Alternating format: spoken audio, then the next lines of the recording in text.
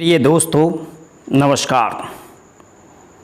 23 और 24 जुलाई को जो रीट का एग्ज़ाम हुआ था, रीट क्वालिफाइंग के लिए, उसमें चौथी शिफ्ट में जो 24 तारीख को शाम की शिफ्ट में जो एग्ज़ाम हुआ था, उसमें हम सामाजिक ज्ञान सोशल साइंस का जो पेपर है उसे सॉल्व करा रहे हैं और इसमें ए सीरीज़ का पेपर है।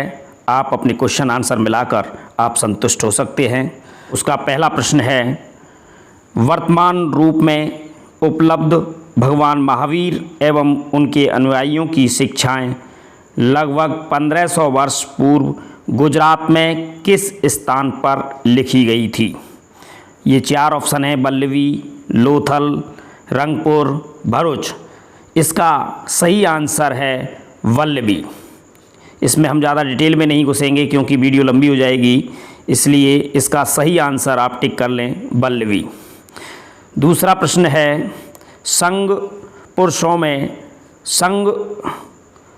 पुरुषों में और स्त्रियों के रहने की अलग अलग व्यवस्था थी। ये हमें किस त्रिपिटक से पता चलता है? बौद्ध धर्म में 3 पिटक हैं, अभिधम्य पिटक, विनय पिटक, सुत्त पिटक, जिसमें पुरुषों और स्त्रियों के रहने की अलग अलग व्यवस्था के बारे में विनय पिटक में उल्लेख किया गया है। किस में किया गया है? विनय पिटक। विनय पिटक इसका सही आंसर है। विनय पिटक आप इस पर सही आंसर कर सकते हैं। और अगला तीसरा क्वेश्चन या 93 क्वेश्चन है, कौन सी नदियों ने मगध के यातायात, जल वितरण एवं ज़मीन को उपजाऊ बनाने में महत्वपूर्ण योगदान दिया? तो इसमें 4 ऑप्शन हैं, गोदावरी, गंगा, चंबल, कृष्णा। इससे ये स्पष्ट होता है कि गोदावरी साउथ का है, चंबल राजस्थान वाला एरिया है, कृष्णा कावेरी भी गुजरात और महाराष्ट्र वाला एरिया है। तो गंगा और सोन, क्योंकि मगध यूपी और बिहार और पश्चिम बंगाल वाला एरिया है, इसलिए इसका सही आंसर है गंगा और सोन। चौथा प्रश्न है, अशोक के अधिकांश अभिलेख पाए जाते हैं प्राकृत भाषा और ब्राह्मी लिपि। किसमें? प्राकृत भाषा और ब्राह्मी लिपि में पाए जाते हैं अशोक के ज़्यादातर शिलालेख। और अगला 5वां प्रश्न है, वह कौन सा भूभाग था जो ब्राह्मणों को दान दिया जाता था? उनसे भूमि कर और अन्य प्रकार के कर टैक्स राजा द्वारा नहीं वसूले जाते थे। उन्हें भारतीय इतिहास में अग्रहार कहा जाता है। क्या कहा जाता है? अग्रहार। बी इसका करेक्ट आंसर है, आप इसे मिला लें। और छठा प्रश्न है, प्रयाग प्रशस्ति की रचना समुद्रगुप्त के राजकवि हरिसेन ने किस भाषा में की है? इसका सही आंसर है संस्कृत। किस भाषा में की है? संस्कृत इसका सही आंसर है। और 97वां क्वेश्चन, मतलब 7वां क्वेश्चन है सामाजिक ज्ञान का, शुंग वंश की स्थापना किस मौर्य सेनानायक द्वारा की गई थी? जिसका सही आंसर है ए, पुष्यमित्र शुंग। इसका सही आंसर है।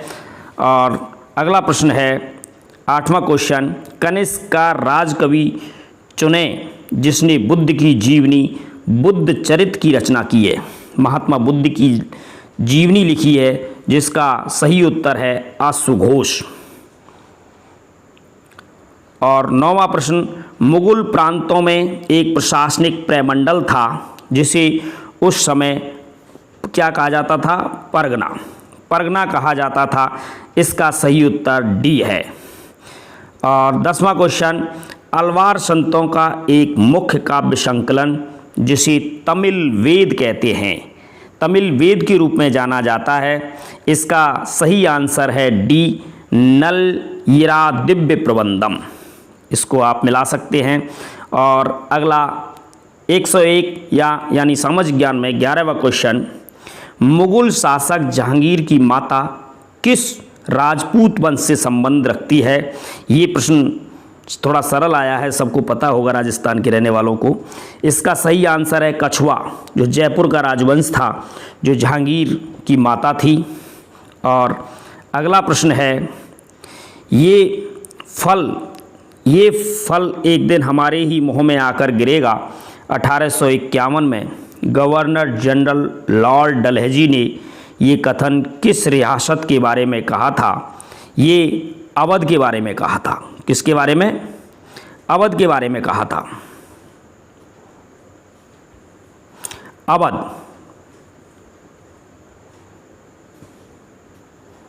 अवध उस टाइम यूपी को कहा जाता था। किसको कहा जाता था? यूपी को अवध कहते थे। और अगला प्रश्न है 13वां क्वेश्चन या 103वां क्वेश्चन, प्रत्यक्ष कार्रवाई दिवस हेतु कौन सा दिन निर्धारित किया गया था? ये बात क्लियर है कि 16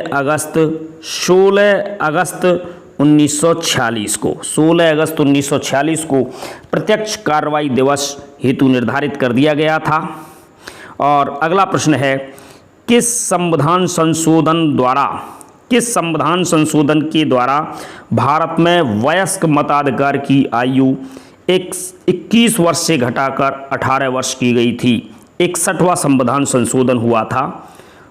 61वें संविधान संशोधन से पहले भारत में वोट डालने की उम्र 21 वर्ष हुआ करती थी।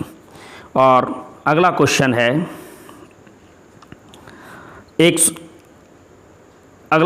है, भारत के संविधान की प्रस्तावना में कौन सी विशेषता नहीं थी? भारत के संविधान में कौन सी विशेषता नहीं थी? तो इसका सही आंसर है संघीय शासन। क्या था? संघीय शासन। अगला प्रश्न, भारत के संविधान निर्मात्री सभा के उपाध्यक्ष कौन थे? इसका सही आंसर है एस.सी. मुखर्जी। क्या था? एस.सी. मुखर्जी। इससे अगला वाला प्रश्न है कि भारतीय संपत्ति का अधिकार राइट टू प्रॉपर्टी वर्तमान में भारत के संविधान के किस अनुच्छेद में वर्णित है? ये पहले मूल अधिकार था, लेकिन इसे मूल अधिकार से निकालकर इसे 300A में इसको क्या कर दिया? संपत्ति का अधिकार बना दिया था 300A में। ठीक है, इसका आंसर है सी। और अगला प्रश्न बहुत इंपॉर्टेंट जो रीट में आना जरूरी था, इसका 6 से 14 वर्ष उम्र के बालकों को शिक्षा के अवसर उपलब्ध कराने हेतु कौन सा संविधान संशोधन किया गया? इसका सही आंसर है 86वां संविधान संशोधन, जो 2002 में हुआ था। कब हुआ था? 2002 में 6 से 14 वर्ष तक के बालकों को। इसका सही आंसर है सी। अगला प्रश्न है, भारत के उपराष्ट्रपति के निर्वाचन मंडल में कौन शामिल है? इसका सही आंसर है संसद के मनोनीत सदस्य, क्योंकि भारत के उपराष्ट्रपति के चुनाव में विधानसभा के सदस्य वोट नहीं डालते, इसलिए ये दोनों आंसर सही नहीं हो सकते। इसलिए संसद के मनोनीत सदस्य जो राष्ट्रपति उन्हें अपनी इच्छा से चुनता है, इसका सही आंसर है ए। अगला प्रश्न है, भारत के उच्चतम न्यायालय से परामर्श करने की राष्ट्रपति की शक्ति भारत के संविधान के किस अनुच्छेद में वर्णित है कि सलाह ले सकता है सुप्रीम कोर्ट से राष्ट्रपति? तो इसका सही आंसर है 143 अनुच्छेद में उच्चतम न्यायालय से परामर्श ले सकता है राष्ट्रपति। अगला प्रश्न है, भारत के संविधान के किस भाग में शहरी स्थानीय शासन वर्णित है? पंचायत राज और नगरपालिका के लिए ये अधिनियम जोड़ा गया था, जिसमें 9A में शहरीकरण है और 9 में ग्रामीण शासन, स्वशासन। और इसका सही आंसर है बी, 9A। अगला प्रश्न है, राष्ट्रीय बाल अधिकार संरक्षण आयोग में न्यूनतम कितनी महिला सदस्य होना अनिवार्य है? तो इसका सही आंसर है ए, 2 महिला होना अति आवश्यक है। अगला प्रश्न 113वां क्वेश्चन है, भारत के संविधान में भारत के संविधान के अनुच्छेद 74 के तहत राष्ट्रपति किसकी सलाह से कार्य करता है? मंत्रिपरिषद। इसका सही आंसर है मंत्रिपरिषद। इसका सही आंसर है ए। अगला प्रश्न है, निम्नलिखित में से कौन सा आंतरिक ग्रहों का एक समूह है? सूर्य के चारों ओर जो जितने ग्रह परिक्रमा करते हैं, 8 ग्रह हैं, प्लेटो हटा दिया, जो सूर्य के नज़दीक 4 ग्रह हैं वो आंतरिक ग्रह कहलाते हैं और बाहर के ग्रह महाग्रह कहलाते हैं। इसलिए बृहस्पति दूर है, इसलिए तीनों में ऑप्शन बृहस्पति दिया है, इसलिए बृहस्पति तो इसका आंसर नहीं हो सकता। इसलिए इसका सही आंसर है बुध, शुक्र, पृथ्वी और मंगल। ये क्या है कि सूर्य से क्रम से सूर्य के पास है, इसलिए इसका सही आंसर बी होगा। अगला क्वेश्चन है, निम्नलिखित में से अक्षांश और देशांतर के संबंध में सही अभिव्यक्ति क्या है?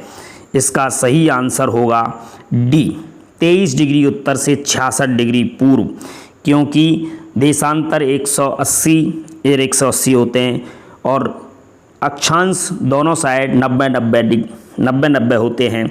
इसलिए 23 डिग्री उत्तर से 66 डिग्री पूर्व इसका सही आंसर होगा। अगला प्रश्न है, विषुव इक्विनॉक्स किससे संबंधित है? इसका सही आंसर होगा 21 मार्च। क्या होगा? 21 मार्च ए। 16वें प्रश्न का उत्तर होगा ए। इसी प्रकार अगला प्रश्न है, कौन सी पर्वतमाला प्रायद्वीपीय पठार के उत्तर पश्चिम दिशा में स्थित है? प्रायद्वीपीय पठार के उत्तर पश्चिम में अरावली श्रृंखला है। कौन सी है? अरावली राजस्थान के, ये गुजरात से लेकर दिल्ली तक फैली हुई है। ये प्रायद्वीपीय पठार के उत्तर पश्चिम में स्थित है। इसका करेक्ट आंसर सी है। अगला प्रश्न है, निम्नलिखित में से कौन सा अंतर्जनित बलों से संबंधित है? इंडोजेनेटिक फोर्स कौन सा है? तो ये जितने भी पवन, हिमनद, नदी, इसमें नदी, ये एक्सोजेनेटिक फोर्स हैं। तो इंडोजेनेटिक फोर्स इसमें ज्वालामुखी, भूस्खलन और भूकंप, ये इसका सही आंसर है बी। और अगला प्रश्न देखिए आप, 119वां क्वेश्चन। अगला प्रश्न है, 1947 में भारतीय पुरातत्व सर्वेक्षण के तत्कालीन डायरेक्टर जनरल थे, ये थे R.E.M. व्हीलर। इसका सही आंसर है सी। और अगला प्रश्न है, किस सातवाहन शासक ने स्वयं को अनूठा ब्राह्मण, एक बहामना या क्षत्रियों के दर्प का हनन करने वाला बताया? इसका सही आंसर है डी, गौतमी पुत्र श्री सातकर्णी। अगला प्रश्न, अगस्त माह में भारत में उपोष्णकटिबंधीय पूर्वी जेट स्ट्रीम धारा किस अक्षांश पर प्रभावित होती है? उसका सही आंसर है 15 डिग्री नॉर्थ, बी। अगला प्रश्न है कि राजस्थान के भौतिक प्रदेशों का उत्तर से दक्षिण, कितना अच्छा शानदार क्वेश्चन है, नॉर्थ से साउथ दिशा में अवस्थिति का सही क्रम लिखें। तो सबसे पहले आ जाता है, इसका सही आंसर है सी, शेखावाटी प्रदेश। उसके बाद आता है विंध्यन श्रेणी, उसके बाद आता है लूनी वैसन, उसके बाद आता है माही वैसन। इसका सही आंसर है सी। अगला प्रश्न है, निम्नलिखित में से अरब सागरीय अपवाह तंत्र का उदाहरण है? जिसका सही आंसर है जोजड़ी, बांडी और जवाई। ये लूनी नदी की सहायक नदी हैं। किसकी हैं? लूनी नदी की सहायक नदी हैं। ये बहुत अच्छा टफ प्रश्न है ज्योग्राफी के हिसाब से। और अगला प्रश्न है 124वां, जिसमें सुमेलित करवाया है अभ्यारण्यों के नाम हैं। राष्ट्रीय मरुद्यान में कौन सा जीव पाया जाता है? गौड़ावड़। और टोडगढ़ रावली में तेंदुआ पाया जाता है। सीता माता चित्तौड़गढ़ जो प्रतापगढ़ डिस्ट्रिक्ट में है नया फिलहाल, उड़न गिलहरी और माउंट आबू में पाए जाते हैं रीछ। तो इसका सही आंसर होता है ए, राष्ट्रीय मरुद्यान गौड़ावड़, टोडगढ़ रावली, तेंदुआ, सीता माता, उड़न गिलहरी, माउंट आबू, रीछ। तो अगला प्रश्न होता है 125वां क्वेश्चन, इसमें भी सुमेलित करवाया गया है। क्या है कि सीसा जस्ता किस काम में आता है? सीसा जस्ता से बैटरी बनाई जाती है, तांबा से विद्युत तार बनाए जाते हैं और जिप्सम से उर्वरक खाद बनाए जाते हैं। वॉलस्टोनाइट का उपयोग सिरेमिक में किया जाता है।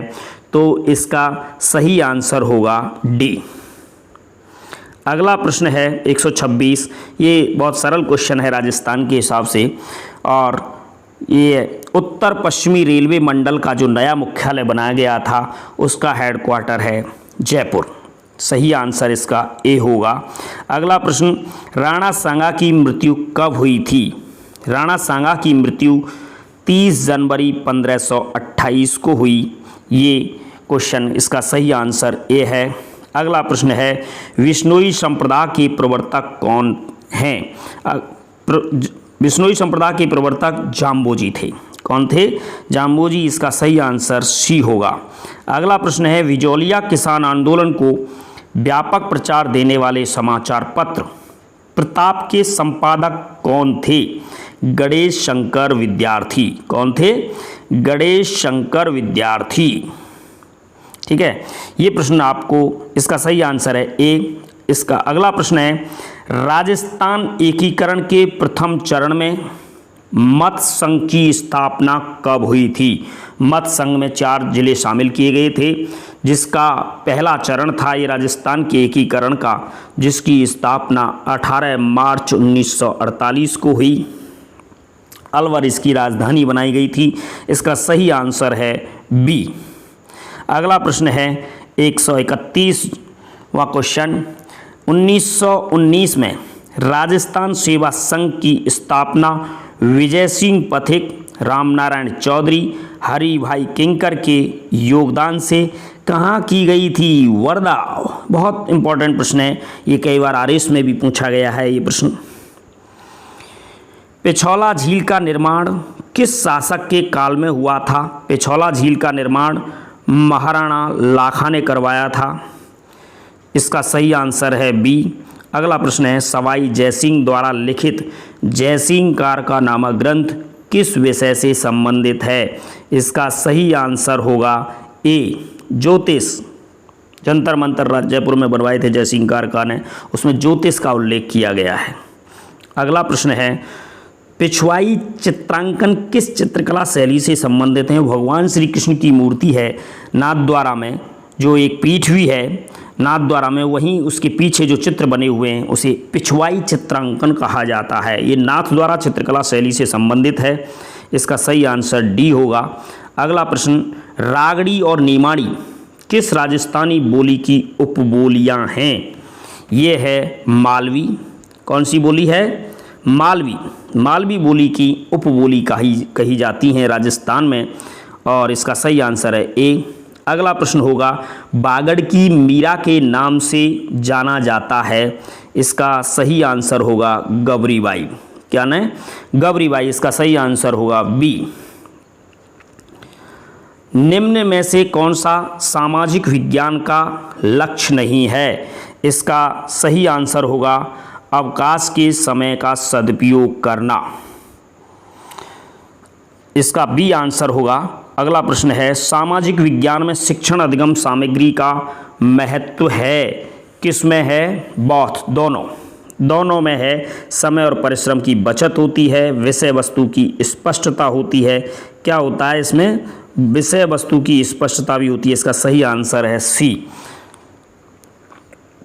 अगला प्रश्न है, सामाजिक विज्ञान से तात्पर्य अध्ययन की उन शाखाओं से है जो मानव मात्र को उनके सामाजिक संबंधों के संदर्भ में समझने में सहायता करते हैं। ये परिभाषा किसने दी थी? ये परिभाषा इंसाइक्लोपीडिया ऑफ सोशल साइंसेज के द्वारा दी गई थी। इसका सही आंसर है सी। अगला प्रश्न है, सूचना तकनीकी इंफॉर्मेशन टेक्नोलॉजी का शिक्षा में सबसे पहले उपयोग किस देश ने किया था? ये प्रश्न बहुत इम्पोर्टेंट है और आया भी है। ये इसका सही आंसर है यूएसए। सूचना तकनीकी का शिक्षा में सबसे पहले इंफॉर्मेशन टेक्नोलॉजी को यूज़ किया था सबसे पहले यूएसए, क्योंकि ये विकसित देश हैं। और अगला प्रश्न है, एक अच्छे मूल्यांकन के लिए कौन सा मापदंड सही नहीं है? इस प्रश्न को समझना, इसमें नॉट पूछ रहा है। तो वैधता, वैलिडिटी भी है, विश्वसनीयता, रिलायबिलिटी भी है, ऑब्जेक्टिविटी भी है, वस्तुनिष्ठता, लेकिन इसमें सब्जेक्टिविटी, व्यक्तिपरकता अच्छे मूल्यांकन का मापदंड नहीं है। तो इसका सही आंसर होगा डी। अगला प्रश्न है 142वां, सामाजिक विज्ञान शिक्षण के मूल्य हैं। सामाजिक मूल्य भी हैं और जनतांत्रिक मूल्य भी हैं, कलात्मक और मनोरंजनात्मक भी हैं। तो इसका सही आंसर होगा उपयुक्त सभी। अगला प्रश्न होगा, संकलनात्मक मूल्यांकन निम्न के लिए अनुपयुक्त है। शिक्षण अधिगम प्रक्रिया की प्रगति में निगरानी में।